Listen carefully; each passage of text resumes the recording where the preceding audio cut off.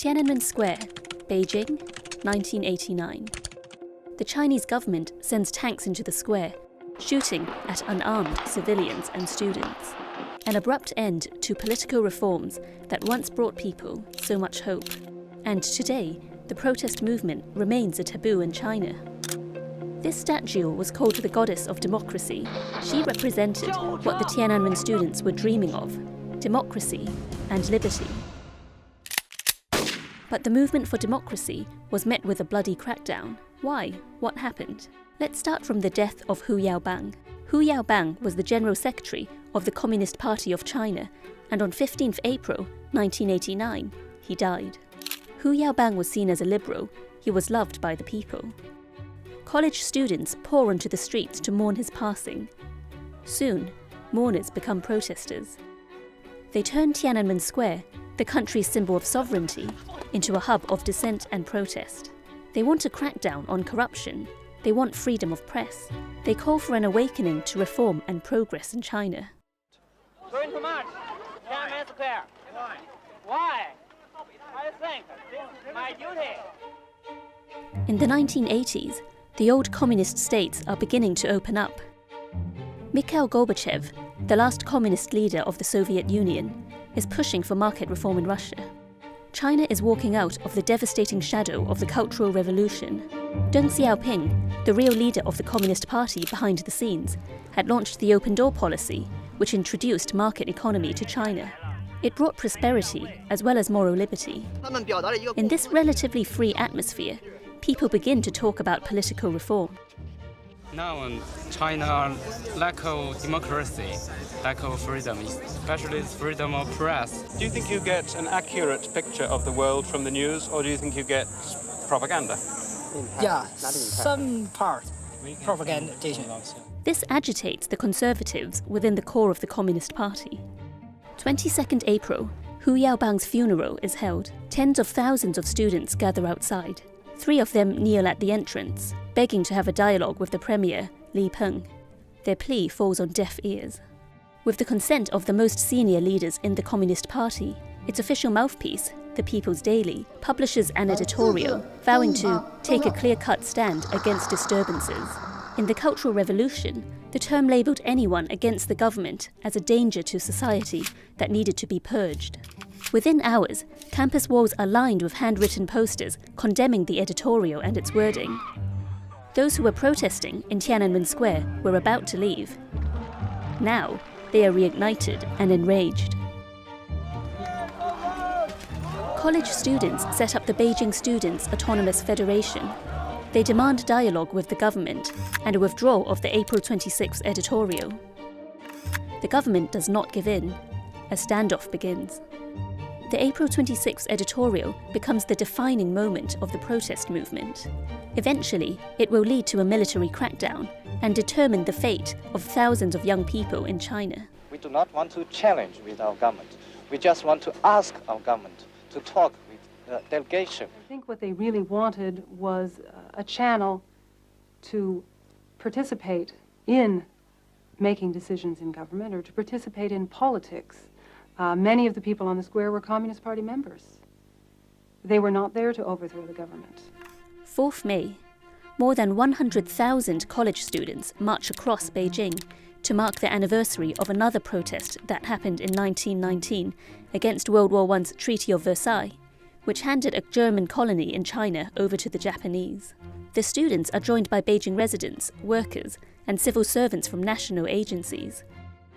Zhao Zhiyang, the Communist Party chief, calls the protest patriotic, and some of the students take comfort in this and return to campus.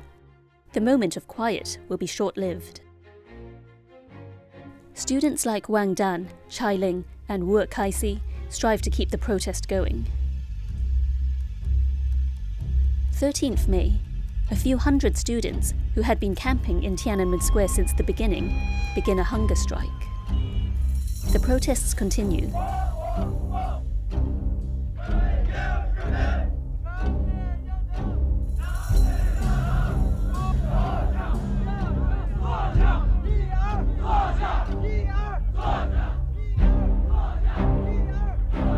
5 days into the hunger strike, some students begin to faint.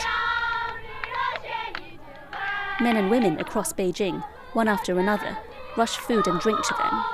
People go onto the street, this time to show their support for the starving students. Mid-May, a month in, and things begin to get complicated.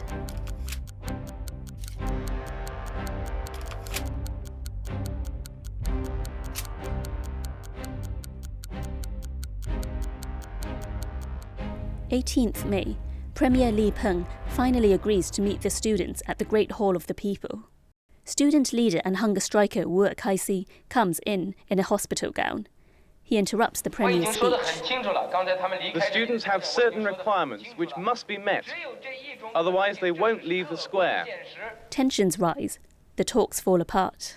这个还傲慢无比，而且然后这并不是关键一点。我们绝食的目的是要对话呀，但是这不是对话呀，是训话呀。所以在这种情况之下，要注意，我当时虽然是打断了他，然后回答了他的话，但我是够客气的。4 a.m. 19th May.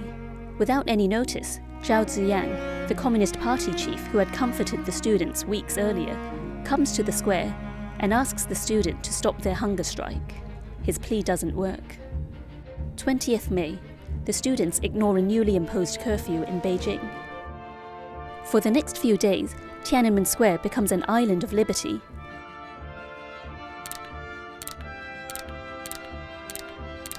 Freedom of speech rules. It will not last.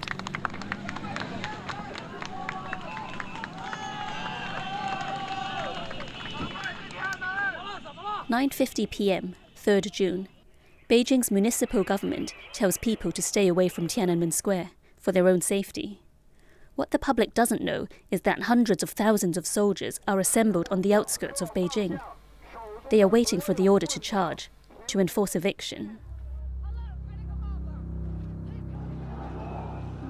200,000 soldiers move into the square from different directions.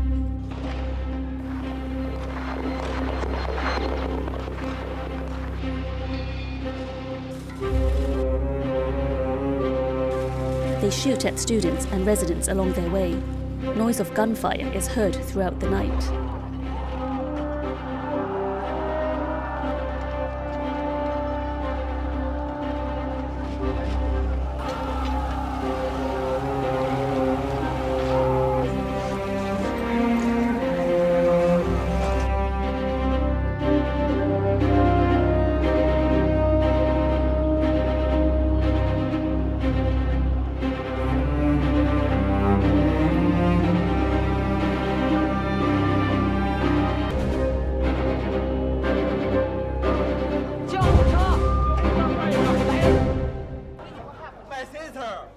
Sit at my cabin, my room, but the bullet comes from the glass. Flag, take bullet. What kind of government? Early morning, 4th June. Soldiers move into Tiananmen Square. They drag down the statue of the goddess of democracy, which had come to represent the protest movement. They seal the fate of its failure.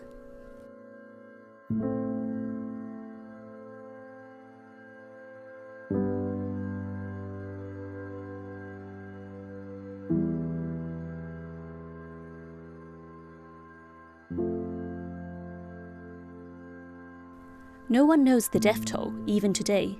Estimates run from several hundred to over 10,000. Some argue that by shooting at civilians, the Communist Party lost its legitimacy to rule, and with it, an opportunity for political modernization.